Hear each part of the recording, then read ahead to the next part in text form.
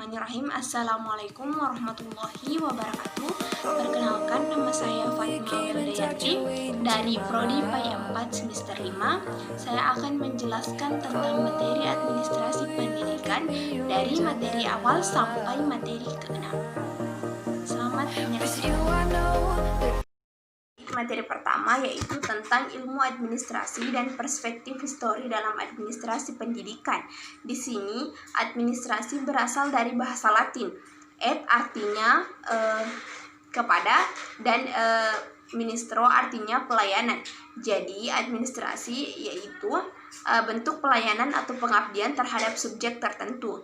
Dan di mana di sini juga pendidikan diartikan sebagai suatu usaha untuk mencapai penentuan diri dan tanggung jawab.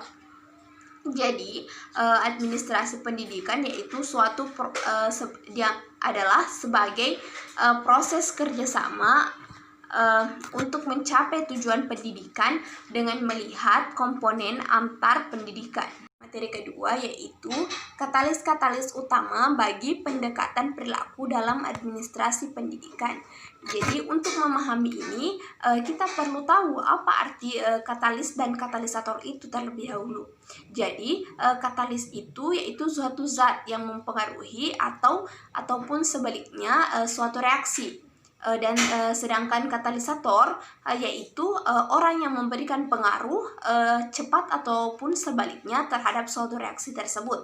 Jadi katalis utama yaitu upaya khusus dan penting untuk dilakukan secara cepat dan tepat agar memperoleh hasil yang tepat sasaran.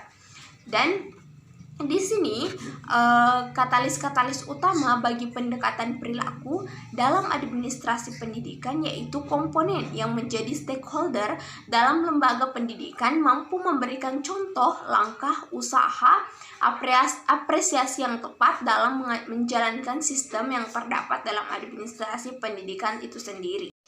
Materi ketiga yaitu teori-teori dalam administrasi. Teori itu adalah serangkaian bagian atau variabel, definisi, dan dalil yang saling berhubungan yang menghadirkan sebuah pandangan sistematis mengenai fenomena dengan menentukan hubungan variabel dengan maksud menjelaskan fenomena alamiah. Kemudian, administrasi itu adalah perencanaan, pengendalian, dan pengorganisasian pekerjaan perkantoran serta penggerakan mereka yang melaksanakannya agar tujuan telah ditetapkan dapat tercapai. Adapun yang termasuk teori-teori dalam administrasi yaitu yang pertama teori klasik, yang kedua teori hubungan manusia, yang ketiga teori perilaku, dan yang keempat itu teori kuantitatif serta teori sistem. Selanjutnya terkait masalah sekolah sebagai suatu jenis organisasi dan sistem sosial, di mana sekolah merupakan suatu tempat atau lembaga pendidikan formal yang dimanfaatkan sebagai tempat belajar siswa yang di dalamnya terdapat kegiatan-kegiatan untuk mengembangkan potensi dari peserta didik itu sendiri. Kemudian sekolah sebagai suatu sistem organisasi yaitu sekolah sebagai sistem organisasi tempat perkumpulan yang dibentuk oleh masyarakat baik yang berbadan hukum maupun yang tidak berbadan hukum yang berfungsi sebagai sarana partisipasi masyarakat dalam pembangunan bangsa dan negara. Sebagai makhluk yang selalu hidup bersama-sama, manusia membentuk organisasi sosial untuk mencapai tujuan-tujuan tertentu yang tidak dapat mereka capai sendiri. Kemudian di sini sekolah sebagai suatu sistem sosial yaitu sekolah merupakan sebuah sistem sosial yang unik dengan berbagai budaya individu yang berbeda menyatu ke dalam satu sistem sekolah. Oleh karena itu, sekolah tidak bisa lepas dari kepercayaan dan nilai-nilai dari masyarakat sekitarnya.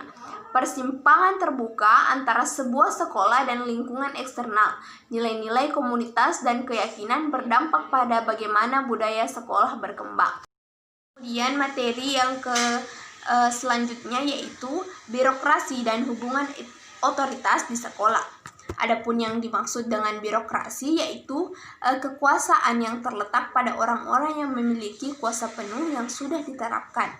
Kemudian otoritas yaitu kewenangan atau bentuk kekuasaan sebagai suatu pengaruh yang kuat yang bersifat mengendalikan atas perilaku seseorang.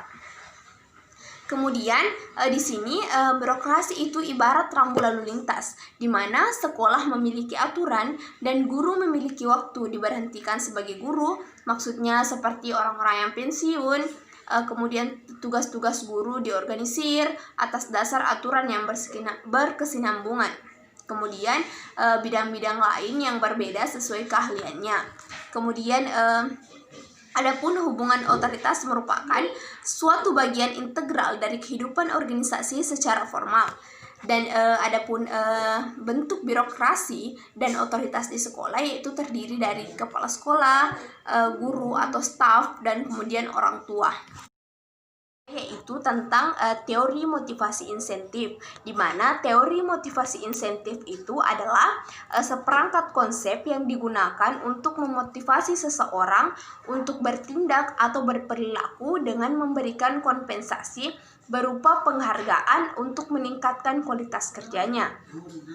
Kemudian terkait tujuan dari insentif itu sendiri yaitu meningkatkan produktivitas, yang kedua mendorong kerja atau membangkitkan kerja stimulus, yang ketiga meningkatkan komitmen dalam kinerja, yang keempat yaitu memuaskan secara psikologis seseorang yang mengarah pada kepuasan kerja, yang kelima yaitu membentuk perilaku atau pandangan bawahan terhadap pekerjaan, yang keenam menanamkan semangat atau antusiasme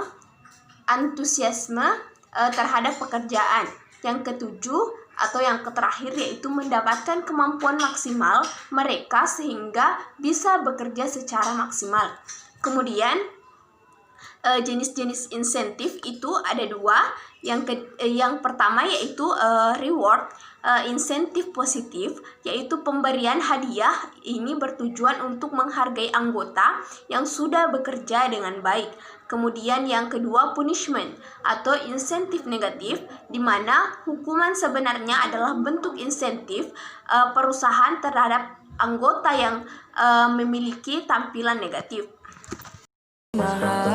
Baik, itulah tadi pemaparan materi dari saya. Wassalamualaikum warahmatullahi wabarakatuh.